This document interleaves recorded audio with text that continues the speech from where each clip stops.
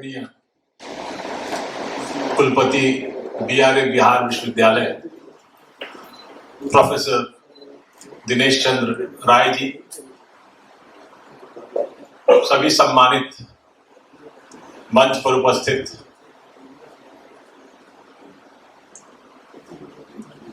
विशिष्ट अतिथिगण, सभागार में उपस्थित बिहार विश्वविद्यालय परिवार से जुड़े पदाधिकारी, शिक्षक, शिक्षकेतर कर्मी और हमारे जो भूतपूर्व छात्र मित्र हैं,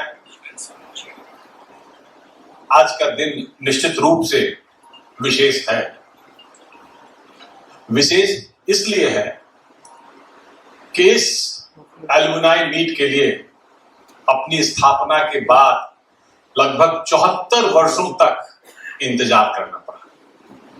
क्या हम इस इंतजार में थे कि प्रोफेसर राय आएंगे बीएचयू से कुलपति के रूप में, उसके बाद यहाँ एलुमनाई मीट का आयोजन होगा, तब अपने मानस पुत्रों को याद किया जाएगा?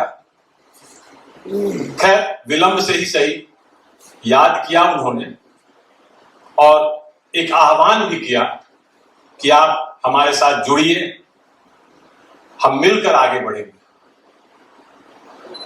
आप पीछे में एक बिहार विश्वविद्यालय के बारे में मैं बता दूं, 74 वर्षों की गणना जो मैंने की है वो तथ्यों पर आधारित है।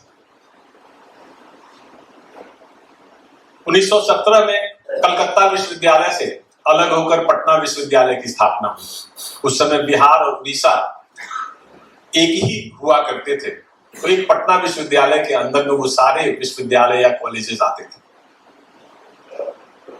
1917 के बाद ये लगातार मांग होती रही कि उत्तर बिहार के लिए भी एक अलग विश्वविद्यालय मिले।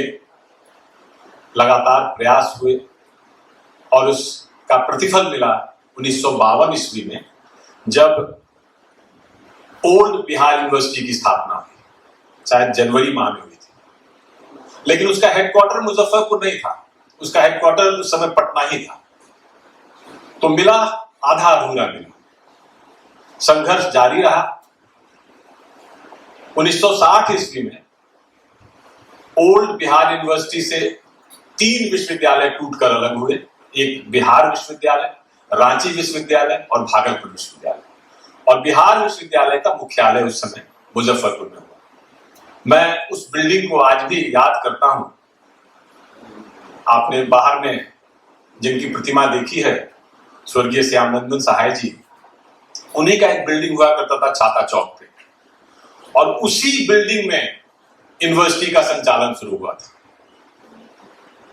वहां से जो मूव किया तो इस बिल्डिंग में यूनिवर्सिटी इसी बिल्डिंग में आई थी। आज लाइब्रेरी का रूप है, लेकिन विश्वविद्यालय यहां हुआ था। उसके बाद फिर वो एडमिनिस्ट्रेटिव ब्लॉक की स्थापना हुई थी। आज एक और बात मैं आपके साथ शेयर करना चाहता हूं। विश्वविद्यालय जो होता है वो जिस जियोग्राफिकल एरिया में काम करता है, उसके लिए वो प्रकाश पुंज की तरह काम करता है। मुझे कोरिया के केडीआई इंस्टीट्यूट में, कोरियन डेवलपमेंट इंस्टीट्यूट में हम लोग गए थे ट्रेनिंग के लिए लबासना से। तो केडीआई जो विश्वविद्यालय है वो वास्तव में एक विश्वविद्यालय तो है ही, एकेडमिक गतिविधियां तो होती ही हैं, लेकिन साथ ही वो सरकार की योजनाओं में, नीतियों के निर्माण में उनकी बड़ी अहम भूमिका होती है। उनके बातों को जो अध्ययन करते हैं, लगातार रिसर्च होता रहता है किसी बात को लेकर, क्योंकि सरकार की योजना 1 या 2 दिन में नहीं बनती। तो इनपुट जो आता है वो विश्वविद्यालयों से आता है, रिसर्च इंस्टीट्यूट से आता है। तो उसी रूप में आगे बढ़ने का सपना हमारे वाइस चांसलर साहब ने देखा है। हम सब उनके साथ, जिस एरिया में मैं उन्हें कुछ जो चैलेंजेस है वो आज मैं उनको साथ शेयर करना चाहता हूं। जिस एरिया में हम हैं, विशेष रूप से जो सीतामढ़ी का जिला है, यहाँ कई साथी सीतामढ़ी से भी हैं। ये हमारा सबसे डेंसली पॉपुलेटेड इलाका है। हम बात करते हैं डेमोग्राफिक डिविडेंड की। सीतामढ़ी में जो पॉपुलेशन की स्थिति है वो लगभग 1100 से ऊपर है प्रति किलोमीटर। हिंदुस्तान ही नहीं, विश्व के सबसे सघनतम क्षेत्रों में वह है। HDI इंडेक्स में आप जानते हैं बिहार हम लोग काफी पिछड़े हैं, इसको कहने में मुझे कोई गुरेज नहीं है। लिटरेसी की दर में भी हम पीछे हैं। बीपीएल, बिलो पॉवर्टी लाइन, देश में सबसे ज्यादा अगर कहीं है, अगर किसी एक जिले की बात करें तो वो सीतामढ़ी जिला है। ये एरिया है, मतलब इस एरिया के अलग चैलेंजेस हैं, कभी बाढ़ है, कभी प्राकृतिक आपदा है। तो मैं सर को ये कहना चाहूंगा कि आपने जो सपना देखा है, तो इन संघर्षों को, इन बातों को ध्यान में रख के आप अपनी योजनाएं बनाएं, जिससे आपको जो कठिनाई आएंगी, जो बाद में हम, जो आपका विजन है, तो हम आगे की कठिनाइयों को फोरसी कर सके, देख सके, और उसी के हिसाब से हम अपना जरूरत हो तो किस तरह से रास्ता बदल लें, कहां बाईपास ले लें, और उस तरह से हम आगे बढ़े। यह जो विश्वविद्यालय है, आज के दिन में लगभग 43 कंसर्न कॉलेजेस हैं, 200 से ऊपर एफिलिएटेड कॉलेजेस हैं। पहले इसमें मेडिकल कॉलेज भी हुआ करता था, आर्यभट्ट यूनिवर्सिटी बनने के बाद यहां से हट गया, लेकिन अभी भी होम्योपैथिक कॉलेज है, यूनानी, तिब्बती और बहुत सी संस्थान यहाँ पे जुड़े हुए हैं। लगभग 9 लाख छात्र आज हैं इस विश्वविद्यालय से जुड़े हुए। ये कोई छोटी संख्या नहीं है। 2000 से ऊपर फैकल्टी मेंबर्स हैं हमारे। ये उस 9 लाख की तुलना में निश्चित रूप से कम है। तो अगर हमारे एलुमनाई वहां बैठे हैं, जो देख रहे हैं, मोहन प्यारे साहब फिजिक्स और फिलॉसफी से जिन्होंने आईएएस की परीक्षा पास की थी, अरुण वर्मा साहब जिनको मुझे याद है कॉमन रूम के कमरे में वो एक बेस्ट सेक्रेटरी हुआ करते थे, खेलों की जो उनकी रुचि थी और सामाजिक कार्यों में जो उनकी रुचि थी वो अद्भुत थी। ब्रजेश्वर शर्मा जिनको, जो पढ़ाने इंग्लैंड के संस्थानों में जाते हैं बैंकिंग और इकोनॉमिक्स, आप कल्पना करें कि एक एलुमनाई के रूप में जब यहाँ इकोनॉमिक्स के छात्रों को पढ़ाएंगे तो गुणवत्ता में कितनी वृद्धि होगी, कितना सुधार होगा। तो सर उन सबों को जोड़ने के लिए निकले हैं। तो जब वो निकले हैं तो हम तो उनके साथ हैं। आपसे भी मैं अनुरोध करूंगा कि आप भी उसी रूप में उनका साथ दीजिए। 3 वर्ड आप यहां देख रहे होंगे, हर जगह हमने लिखा है रीयूनाइट, रिलीव और रीइन्वेस्ट। अंग्रेजी के सामान्य शब्द हैं, लेकिन एलुमनाई एसोसिएशन के लिए 3 शब्द बहुत ही महत्वपूर्ण है। रीयूनाइट का क्या अर्थ होता है? पुनः अपने उन संस्मरणों में, अपने ओल्ड गोल्ड डेज में वापस लौट के जाना। जब हम युवा थे, ड्यूक हॉस्टल की, जब भी जितने भी लोग ऑनलाइन है उसमें अधिक लोग ड्यूक हॉस्टल के छात्र हैं। प्रिंसिपल साहब यहाँ बैठे हुए हैं, उन्होंने अब बहुत खूबसूरत बना दिया है ड्यूक हॉस्टल को, और जल्दी से जल्दी वहां फिर से अब छात्रों के से वह गुलजार हो जाएगा, बिल्डिंग से वो एक हॉस्टल का रूप ले लेगा। तो अब ये है कि जब हम रियूनाइट होते हैं तो डॉट टू को कनेक्ट करते हैं, हर डॉट को हम कनेक्ट करते हैं, पुरानी बातों को याद करते हैं। अभी जो हमारे छात्र हैं उनसे हम कनेक्ट होते हैं।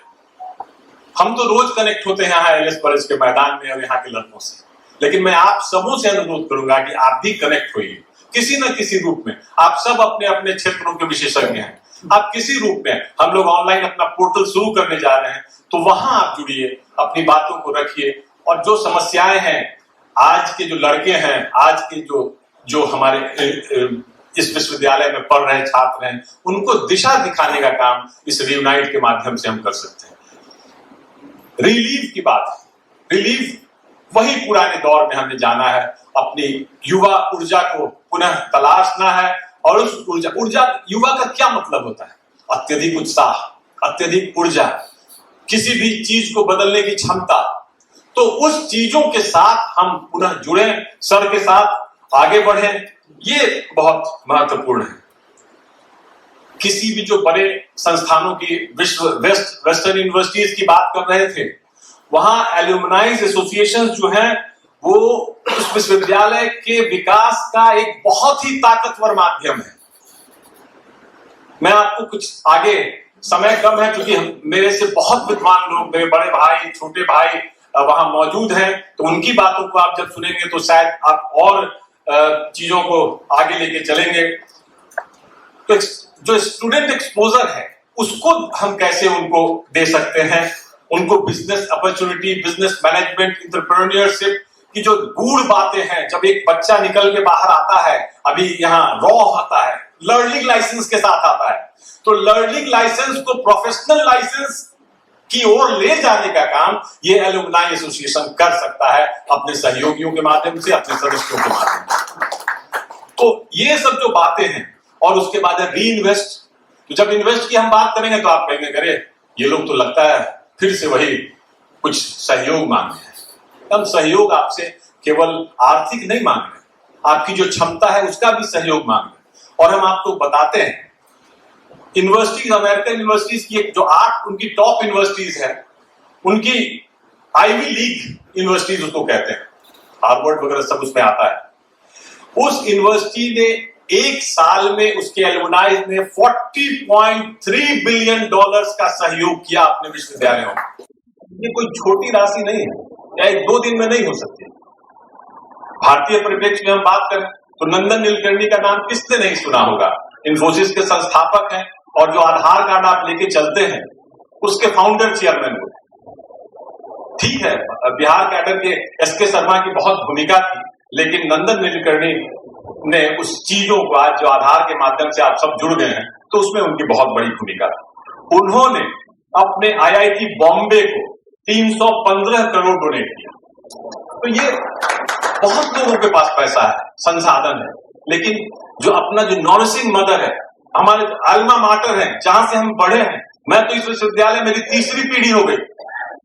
जब विश्वविद्यालय 1960 में यहाँ आया था तो श्यामनंदन सहाय स्वर्गीय सम्मानित यहाँ वाइस चांसलर थे, और ट्रेजरर बने थे मेरे नाना स्वर्गीय रामेश्वर प्रसाद। और आप बिलीव कीजिए कि उस समय जब उन्होंने ट्रेजरर का पद छोड़ा था, मुझे बताया करते थे यहाँ के पूर्व कर्मचारी कि 80 लाख रुपए फिक्स डिपॉजिट के रूप में एज ए ट्रेजरर वो छोड़ के गए थे विश्वविद्यालय के संचालन के लिए। आज का 80 लाख रुपए नहीं, 62 और 64 की मैं बात कर रहा हूं। कई वर्षों तक उस राशि का उपयोग विश्वविद्यालय के विकास के लिए किया गया था। तो वैसी होती है एलुमनाई। तो नॉरिशिंग मदर जो है ना, बच्चे को माँ जैसे दूध पिलाती है, माँ जैसे उसको नॉरिश करती है, उसको नर्चर करती है, तो उसी प्रकार से यह विश्वविद्यालय हम लोगों को नर्चर किया। आज मैं जो भी हूँ, जहां भी हूँ, जिस रूप में भी है, जो भी सम्मान प्रतिष्ठा प्राप्त किया, एक आदमी के रूप में जो भी पर्सनालिटी मिला, उसमें एलएस कॉलेज की और बिहार यूनिवर्सिटी पीजी डिपार्टमेंट की बहुत बड़ी भूमिका है। मुझे ये एक्सेप्ट करने में थोड़ी भी परेशानी नहीं। तो हम क्यों नहीं री इन्वेस्ट करें? बीएचयू का एक मॉडल है। बीएचयू में उन्होंने एक पोर्टल बनाया हुआ है, एलुमनाई गिविंग बैक पोर्टल है। उसमें 5,000 रुपए से लेके 1 लाख रुपए तक आप उसमें अपना डोनेट कर सकते हैं। सर अभी बता रहे थे कि वहां आईआईटीएंस थे, उन्होंने कहा कि नहीं हमें एक हॉस्टल बनाना है, गेस्ट हाउस बनाना है, और 4 दिनों में उन्होंने सारी राशि वहां पे जमा कर दी और बन गया। अगर हम 9 लाख हैं, मैंने कोशिश की थी कि जो हम अभी तक 1960 को ही मान ले बिहार विश्वविद्यालय का जन्म, अब तक कितने छात्र यहाँ से निकले हैं उसका कोई फिगर यद्यपि नहीं है, लेकिन मैं आश्वस्त हूं कि अगले कुछ वर्षों में, अगले कुछ वर्ष तो लंबे हो गए, क्योंकि मैन इन हरी है हमारे वाइस चांसलर साहब, जल्दी चाहते हैं सब कुछ, तो वो सब डाटा आपके पास होगा, एक क्लिक पे आपके पास होगा कि किस वर्ष कितने लोग बाहर निकले। तो जब वो संख्या आएगी तो हम उनको अप्रोच भी कर सकते हैं, उनका सहयोग भी प्राप्त कर सकते हैं।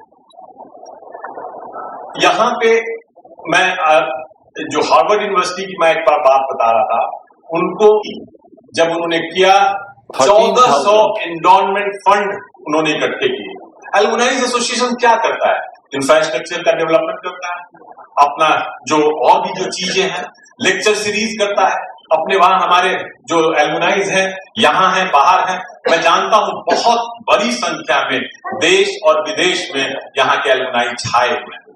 बस हमको उनको थोड़ा सम्मान देना है और जोड़ना है, उनको थोड़ा सा अंदर से झकझोरना है, उनके शरीर में उम्र ने जो जंग लगा दिया है उस जंग को निकालना है, और फिर से उनको युवा बना के यहाँ वापस लाना है, और वापस लाके इस विश्वविद्यालय, एक यूनिवर्सिटी का एक कैलकुलेशन है, विदेश की यूनिवर्सिटी थी, उन्होंने जो एलुमनाई एसोसिएशन में कंट्रीब्यूट किया, वो विश्वविद्यालय के फीस और अन्य रिसोर्सेज जो पैसे आते थे लगभग उसका दुगना था।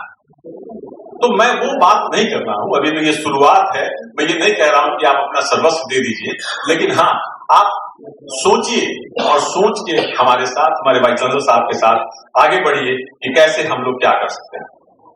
कैरियर काउंसलिंग के लिए इतने बड़े बड़े लोग वहां बैठे हैं, उसमें आलोक प्रसाद थे, अभी उनको विदेश जाना था, वो इंडियन एक्सप्लोसिव फैक्ट्री के एमडी से रिटायर किए, अडानी की जो आर्म्स कंपनी बनी है उसके अभी सबसे नंबर 1 है।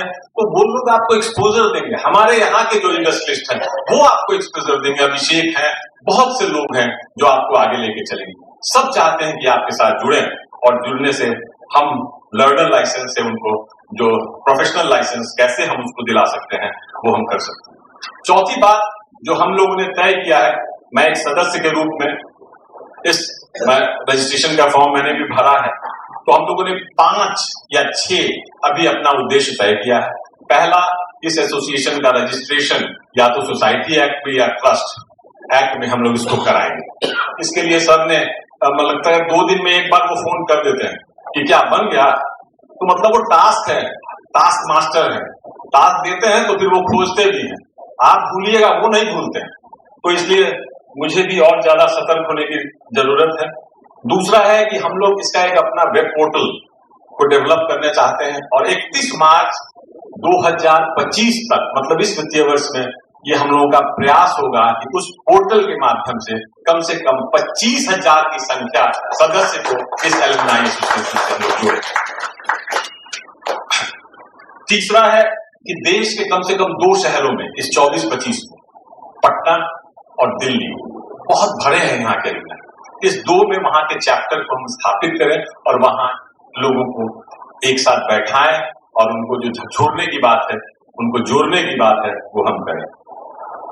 और 25-26 में हम अपना इंटरनेशनल चैप्टर लेके आना चाहते हैं। 3 साल की इन्होंने बात कही है, तो 3 साल में एक या तो लंदन में या न्यूयॉर्क में हम लोग निश्चित रूप से आपको आश्वस्त करते हैं कि हमारा एक चैप्टर वहां कार्यरत होगा और वहां हम लोग उनके साथ मिलकर आगे बढ़ेंगे।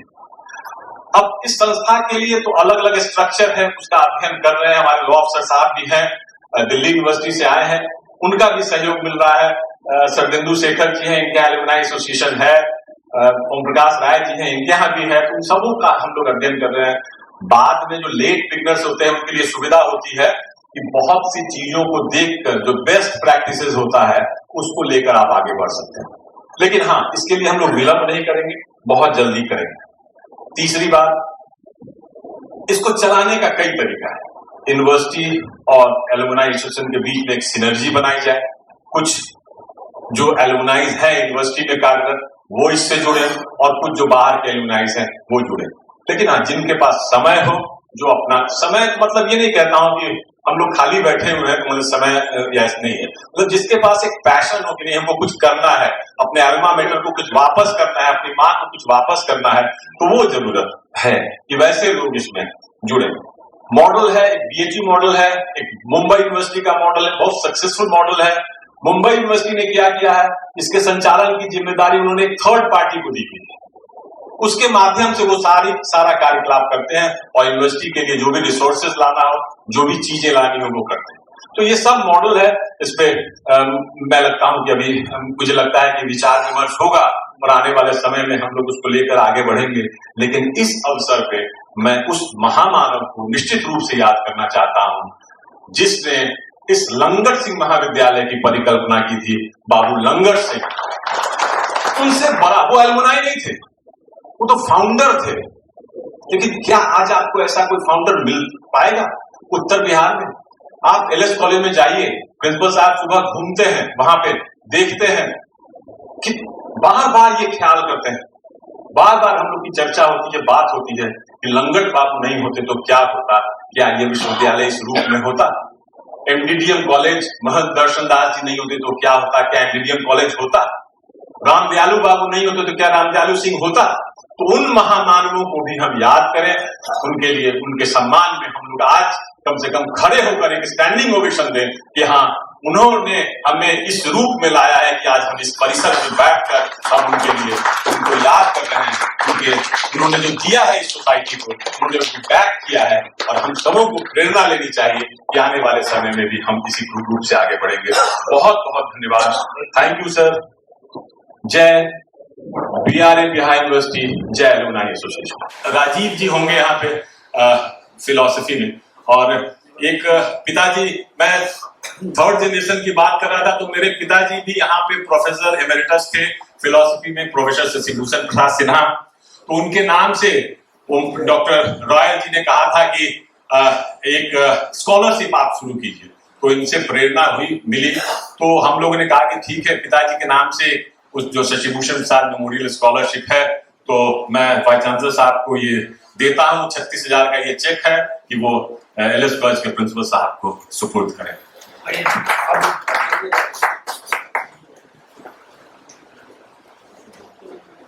वो फर्स्ट सेकंड थर्ड करेगा उसको 3-3 हजार।